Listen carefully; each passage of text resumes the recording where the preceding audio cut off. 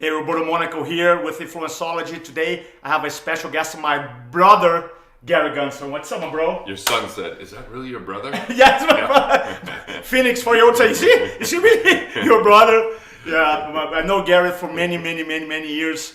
And for those who know Garrett and follow his journey, not only he transformed many lives in the space of personal development and the finances, but then also he took some time off.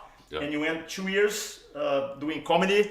And last night, during dinner, I asked, man, teach me, give me some ideas on how can I make my presentations funnier. And so I have the master here to share some tips with us today. Sometimes it's just given to you. So yesterday when I spoke, the guys that's running the event, he's like, everybody get in here, the next speaker's coming on. You're going to want to strap on. And then I can't remember what he said after that because I just heard strap on. What he meant is strap in. Yeah. So I just got up and I'm like, you guys ready to be strapped on? And like everybody laughed and I just stood there awkward, right? And then they laughed and you just kind of let it breathe. Like pause and space is the key. So if anything happens, like especially like I might trip up and mess up. Yeah. Like once I was trying to say something, I messed up and I was just trying to say the word Viagra and I messed up and I was like, I took Viagra once. It's just like, so I just talked about the story because it's called a happy accident. Yeah. A happy accident. You just acknowledge what it is. And it's so much more fun if it's in the room, in the moment. I was speaking at an event recently during a dinner.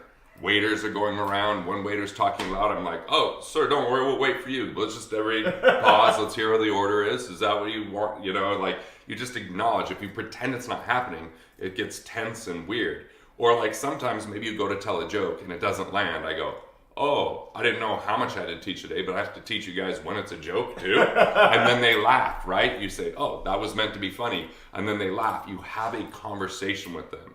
And so that's what a lot of speakers, like if I'm off rhythm for a second or out of flow, like that tension will be felt by the audience. So once someone's like, Rose, is this your scarf? And it was loud, so I just said, Rose, we're dying to know. Is it your scarf? And did you guys know that this isn't Netflix? We're actually here in person, you know? That's awesome. Or if someone laughs like way late, I'm like, is there a Zoom delay in this place? So you acknowledge what is, number one. Number two, look at your life.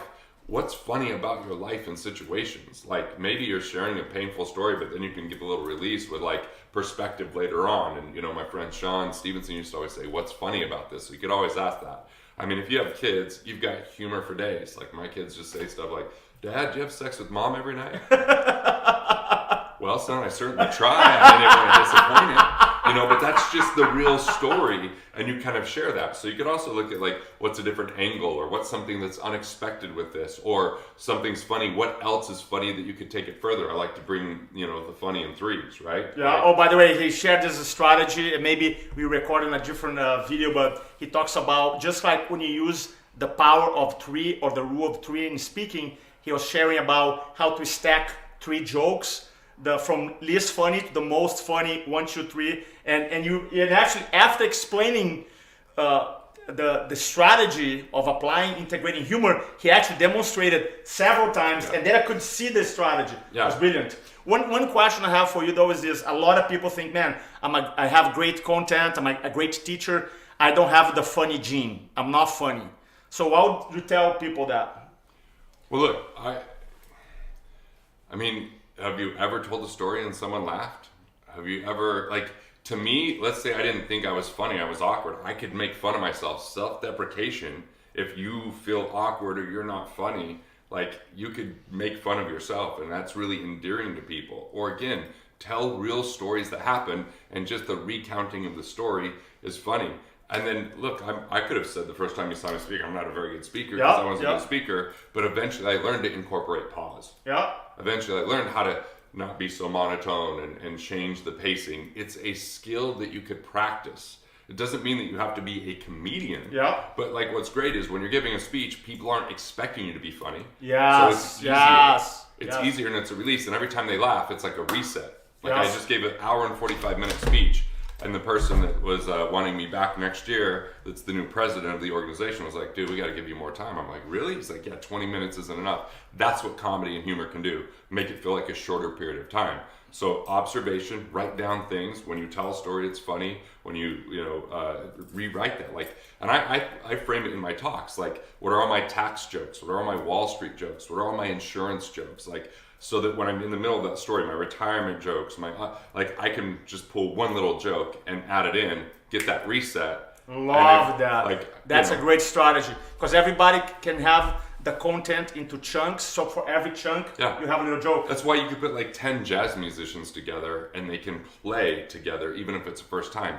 Because if they know what the timing is, if it's 4/4 timing, and they have their little vignettes, it may feel improvised, but they're pulling in the things that they've practiced and know and find a way to bring that together. So have your little bits, is what they call it in comedy, your little chunk, your little bit around those topics. So I know I just got a copy of Garrett's new book, Money Unmasked. Can't wait to read it. So I know you combine two subjects, right? Money, super serious, and then humor.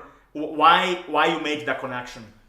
I mean, I didn't really do that in that book. All that book has a lot of emotion. I did it in life because I love comedy. When we laugh, it's because we're not stuck in the past and wishing it were different and feeling regret, or not, or facing the future and worried about it. We're just in the moment. And when we can laugh, it's a spontaneous connection. And that connection can have, like, in the old days when I was just an intense yell at you speaker, someone once said, they're like, just because it's loud doesn't mean it's good. I was like, oh, that hurts, But I was like, okay, so when I tell a joke, then afterwards I'm approachable.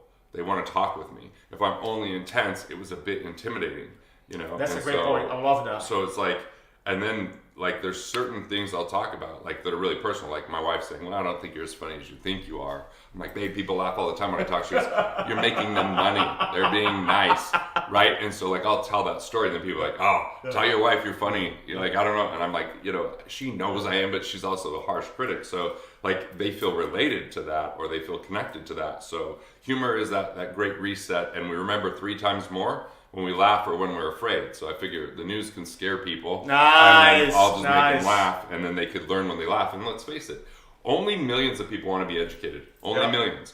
But billions want to be entertained. Amen. So entertainment is a gateway to transformation and education. And it's challenging, but exciting. Like, that's part of where I'm refilming courses and using edutainment. I just got some feedback from an event last week where they actually wanted me to do comedy. They said, can you have 2 sessions in one? Laugh all the way to the bank and teach people how to use humor in their presentations, and then teach finance. That's awesome. And it's funny because, like, I got one review said 100,000 out of 10. Like, that was, on a 10 out of 10 scale. I was like, oh, that's pretty cool. But someone's like, too much humor. I mean, you're not going to please everyone. But now, too much humor will come into one of my future talks. Because if I see someone not laughing, I'm like, am I not giving you enough content? Is that what's going on here? And then I could even say, oh, well, here's a QR code. Here's some extra content to download in case my jokes took up too much of the content. I love that. Right? We just integrate it. I love it. So if people watching this want to get connect with you and follow you, what's the best channel? GarrettGunderson.com, and you can go to Musings, which is it's my blog. Or you can go to the bottom and take the quiz and figure out your money persona.